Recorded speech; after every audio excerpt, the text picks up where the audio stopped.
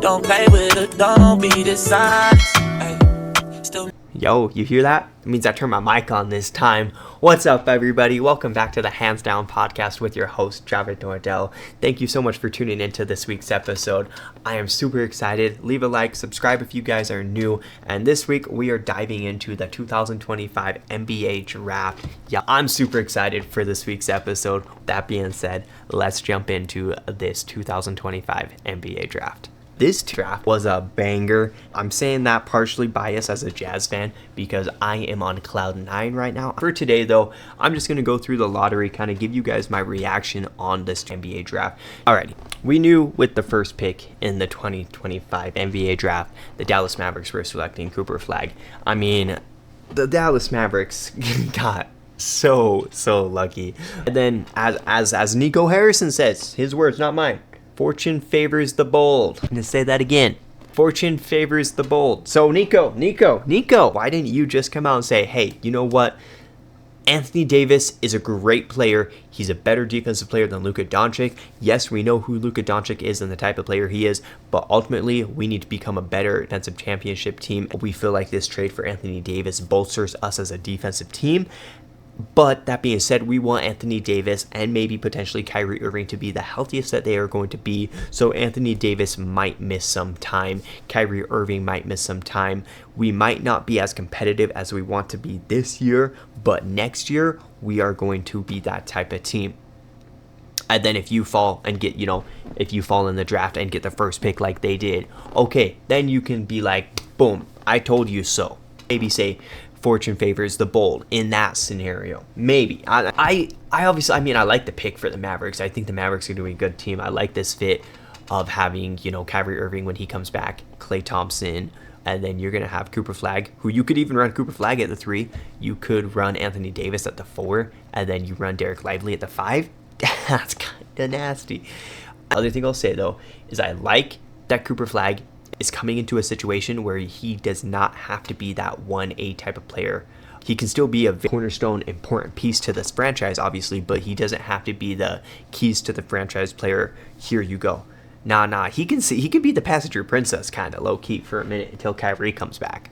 So, obviously, everybody knew Cooper Flagg was going to be the first overall pick here. It's kind of same. We knew Flagg and Harper was going 1 and 2. There's no surprises about that. I just am very upset that the Mavericks got this pick after, trading Luka Doncic away. And then a little salty, and by a little salty, I mean like 1,054% salty, that the Utah Jazz didn't get the first overall pick after only winning 17 games, which was the least amount in all of basketball last year. And we fell to the 5th pick. But hey, we got Ace Bailey, so what can I say? Spurs drafting Dylan Harper. I like this pick. I'm a little concerned about how they're going to run their 3 guards wings, I guess. Personally, how I would run it is De'Aaron Fox at the 1, Dylan Harper at the 2, and then you move Stephon Castle to the 3. That way you can have all that talent play together. And then that's where I don't really know if the Spurs want to run. Maybe you run Sochan at the 4. Maybe you run Keldon Johnson at the 4. Don't really know. And then obviously Wembanyama at the 5 when he comes back. I would have liked to maybe see the Spurs make a trade to get someone to help Wemby who can be a little bit more of that guy because they already kind of bought into that timeline with a De'Aaron Fox. So I would like to go and get them a more established win now player than someone who has to kind of build with. But I don't hate it considering that that's going to be a nasty duo of Dylan Harper, Victor Wembanyama, and then Stephon Castle for years to come, and then however long De'Aaron Fox is there. It's going to be nasty. I'm just curious how all 4 of them is going to play on the court together. Sixers drafting VJ Edgecombe. This was where I figured the Sixers were going to take VJ Edgecombe here. It made kind of the most sense talent-wise to take VJ Edgecombe here. I just don't know if I like it fit-wise because you have Tyrese Maxey on that team, right? Presumably going to be your 1. You have Jared McCain, who's coming back next year, presumably going to be your 2, right? And then you have Paul George, who's going to be your 3. Does that mean if I'm assuming if VJ's going to come off your bench, get some bench time. I would have much rather, considering you have the third pick, considering Paul George is coming back from a really horrendous season, Joel Embiid coming back from a really horrendous season where he barely played, and then Jared McCain coming back from an injury-riddled season where he couldn't play, and then Tyrese Maxey playing, as much hero ball as he could have. I would have liked to see them trade this pick, the third overall pick, to go get a win-now type of player on a roster that is of, Tyrese Maxey, Paul George, and Joel Embiid. Because I don't think VJ Edgecombe fits that timeline. I mean, Paul George was washed so bad. I mean, I'm hoping he can come back and have a decent year in Philly. If not, he stole a bag and a half. He stole $200 million from the Sixers. Crazy. Then we get to the fourth pick, and it's the Hornets. And then obviously, this is kind of where it gets weird. 1 and 2, we knew was going to be Cooper Flagg and Dylan Harper, right? And then we figured VJ Edgecombe was going to go 3. We maybe thought there might be a trade that might go down at 3, like I said, though. But ultimately, everybody figured it was going to be VJ Edgecombe, right? 4 is kind of like when the draft really starts, right? Because Ace Bailey came out and said that he kind of he tried to control his destination, tried to play My Career through 2K, I guess.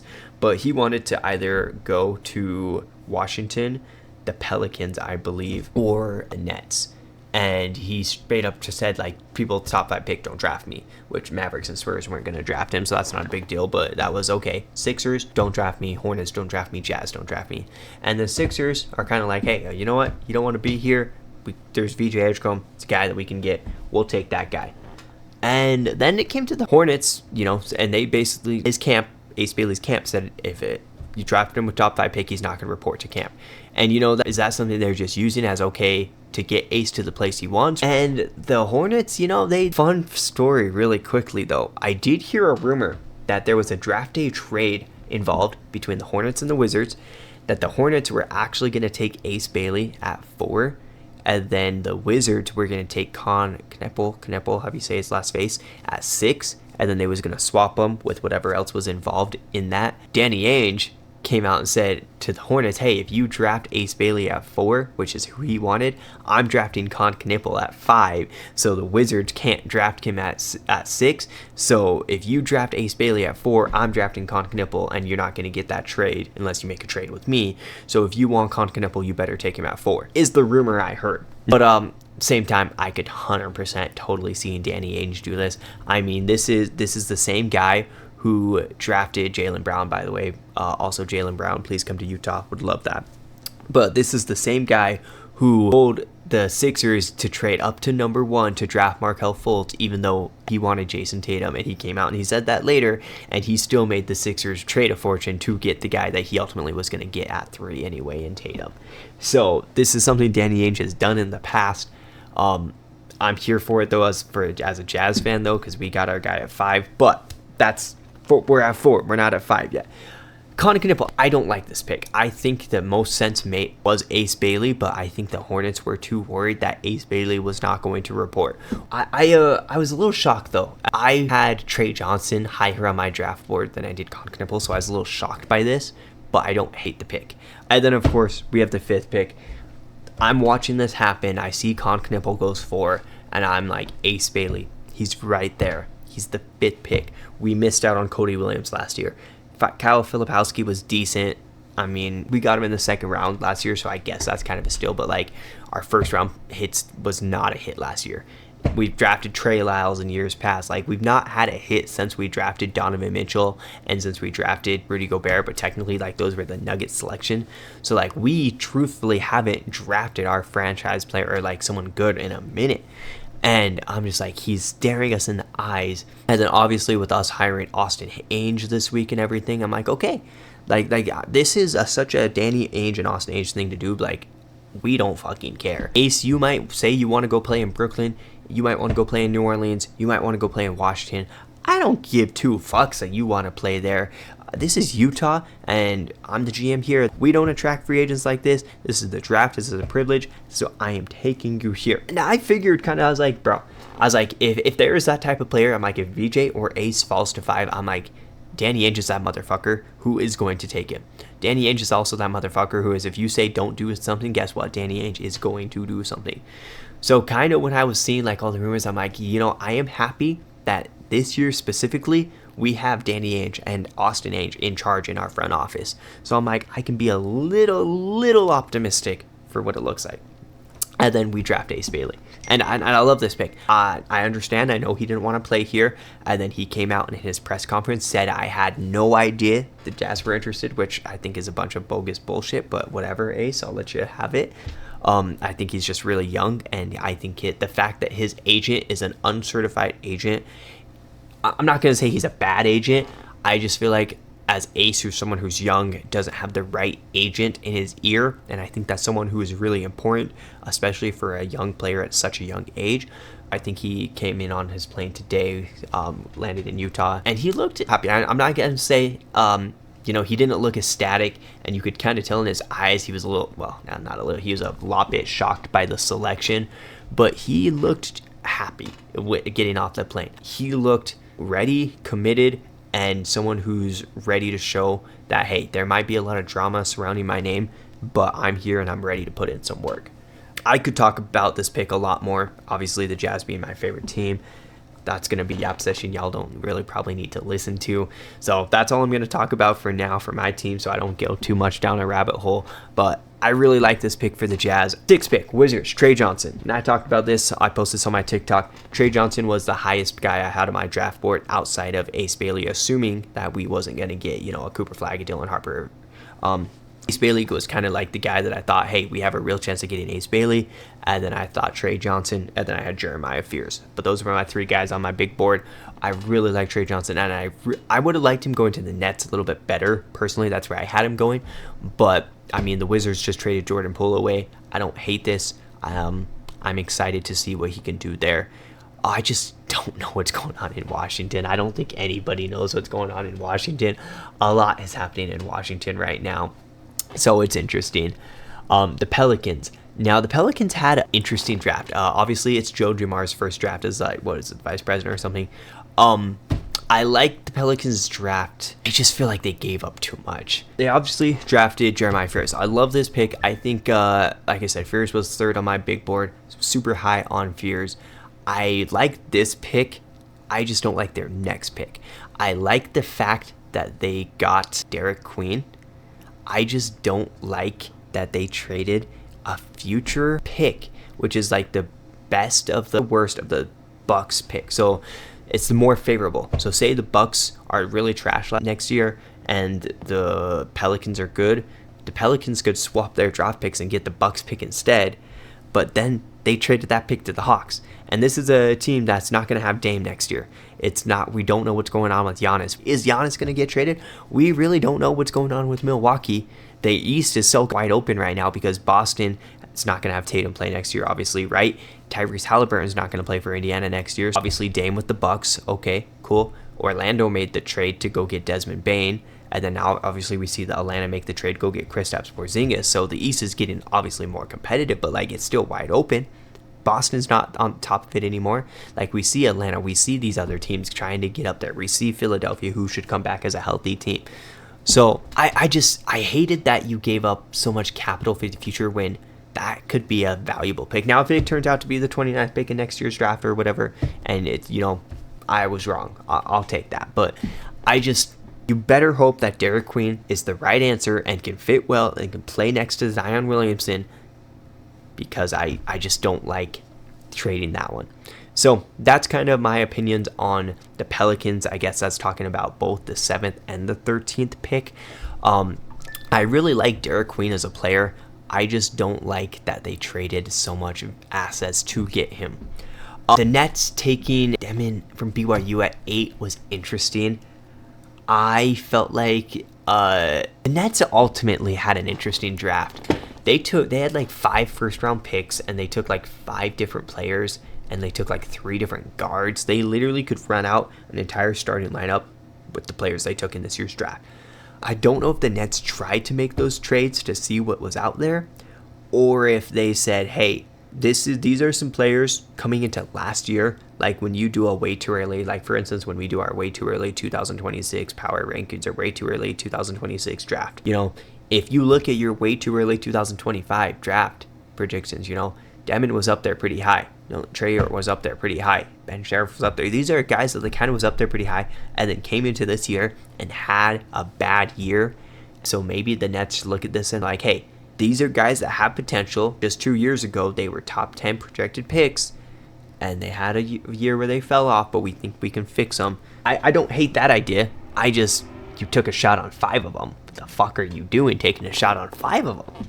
I get it. Take a shot on 1, take a shot on 2, maybe take a shot on 3. But fucking 5? On a roster that you already have, Cam Thomas, Cam Johnson, who you didn't trade away last year. I didn't understand taking a shot on 5 different players. The Raptors taking CMB at 9 was interesting because did y'all see his reaction? He dropped the F-bomb. He said, fuck the Raptors. Shit. Then he tried to clarify and said, oh no, she the fuck, the Raptors, fucking let's get it. I don't really know the way he tried to put it. It didn't make sense. So I didn't really understand what he was trying to say. I felt like he got caught in that moment, but I could be wrong on that. I like CMB as a player. I don't like this fit in Toronto. It doesn't make sense to me. I also don't know what Toronto's doing. I don't know if Toronto is embracing a rebuild or if they're trying to be competitive and in a semi-win now because the East is wide open because Boston is not going to be good next year. Ultimately, the best team you're going to have to run through is New York, essentially. Because they was in trade talks for Kevin Durant, right? You have a Brandon Ingram, you have a Scotty Barnes, you have a Grady Dick, you have a competent team. Do you go and get that one player to try to be okay, let's go get that 1A type of player to help us out? Or do you continue to build around Scotty Barnes and role players and see what Scotty Barnes and I guess RJ Barrett and Brandon Ingram can do for you? And I don't know. I don't understand what the Raptors are doing. Maybe they go and trade RJ Barrett later. I really don't know what Toronto does. I mean, they just fired their VP Masai, so that did suck for them, but I do think that was the right decision. It was time, as unfortunate as it was. I think it was time. So I like him as a player. I just don't like this fit for him, so I'm intrigued to see how that works out. The fact that Malach fell to 10 was crazy. Even if the Rockets took him with this pick, that would have been a steal of this. Obviously, the Rockets drafted him, was part of that KD trade. I like this. The Suns, considering the Suns just went from kind of the laughingstock of the NBA to only semi-laughingstock of the NBA. I can't really say much of what I'm expecting from the Suns until I figure out what's going on with Bradley Beal, because right now your roster is nobody at the point guard, Devin Booker, Bradley Beal, Jalen Green at the shooting guard, nobody at the 3, nobody at the 4, and then I guess much at the 5 now, and Mark Williams too. I like that you went out and got a big, better than Nick Richards, having Malach, then going out and trading for Mark Williams during draft day, which was also interesting because Mark Williams failing his physical, and then the fact that you made a trade with the Hornets and you got Nick Richards and then you go ahead and get Mark Williams. It just was interesting. Just that fit of Bradley Beal, of Devin Booker, and Jalen Green just doesn't make sense to me. Now, Jalen Green, I think, is the best player you could have got out of a trade, which is something I mentioned out of the Kevin Durant trade. So, that makes sense to me. But I just don't know what they're doing with Jalen Green, with Devin Booker, and Bradley Beal. So until I kind of figure out what the Suns are doing, I don't really know what the Suns, but I like the Malach pick. I just don't know what the Suns are doing. The Trailblazers, I'll be honest, didn't watch much of him. Casual take on this.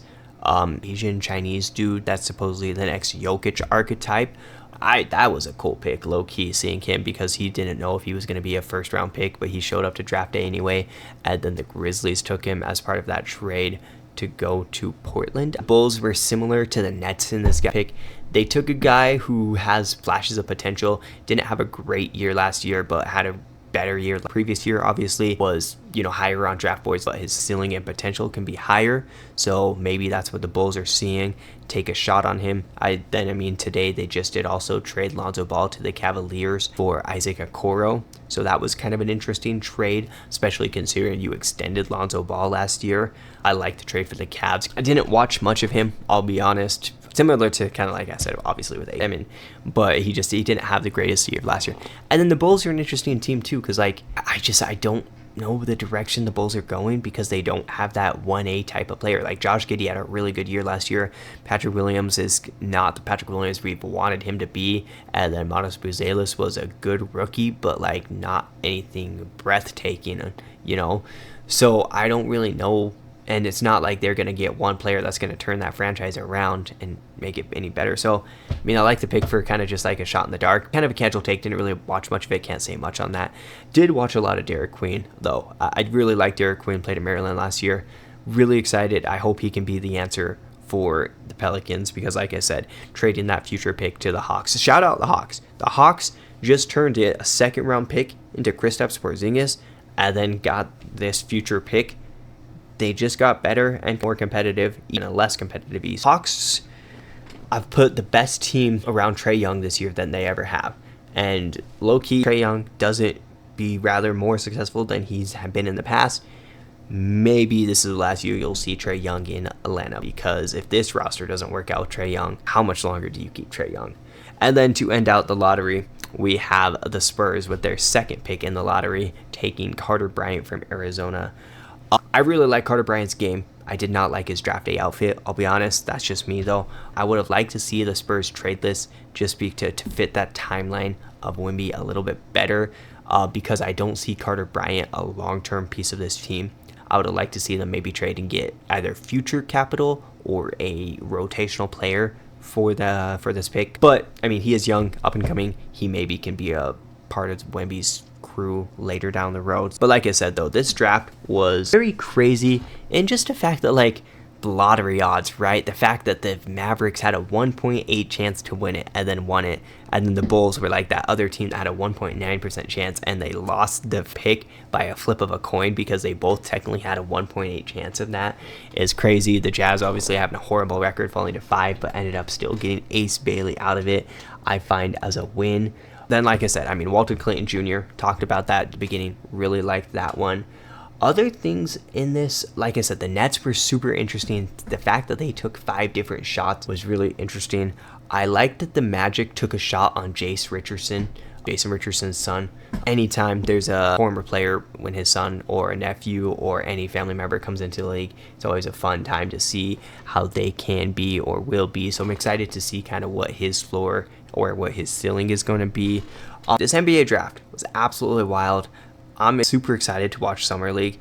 I don't know why. I enjoy watching Summer League. It's just something that's fun. And then obviously, I mean, I'm a big sport guru. Basketball's just got over, so only baseball's happening right now. So any other sport I can watch, I will happily take. But as a Jazz fan, I cannot wait for this next year. I will definitely be tuning into games to go watch Ace Bailey and to go watch Walter Clayton Jr. next year. I am actually probably going to go to opening night. Probably looking forward to that. Excited to see Cooper Flag in Dallas and then obviously see a healthy Dallas team. One team, I will say, a little shocked that didn't do like anything, and maybe they'll do something a little bit later. It doesn't really affect much with the draft. It's moreover with how crazy the Eastern Conference is and with how open it is, the Knicks. I was surprised the Knicks didn't do anything to get better with how open the Eastern Conference is. Maybe they will a little bit later, but I was shocked by that. Outside of firing Tom Thibodeau, that's the only thing that Knicks are doing. But that's all I got for you guys on my draft reaction. So, good draft. I'm excited for next week's episode. Probably talk a little bit more baseball. Devers was just traded from Boston to San Francisco. All-Star Week is coming up. Probably get into that. But that's all I got for y'all. Thanks for tuning into this Yap session. Sorry it was all over the place. NBA draft. NBA season's over. I'm sad. Summer League's here, though. Still crazy to think the NBA season's over, though. But I guess that just means more baseball for me to watch. But that being said, I'll catch y'all in next week's episode.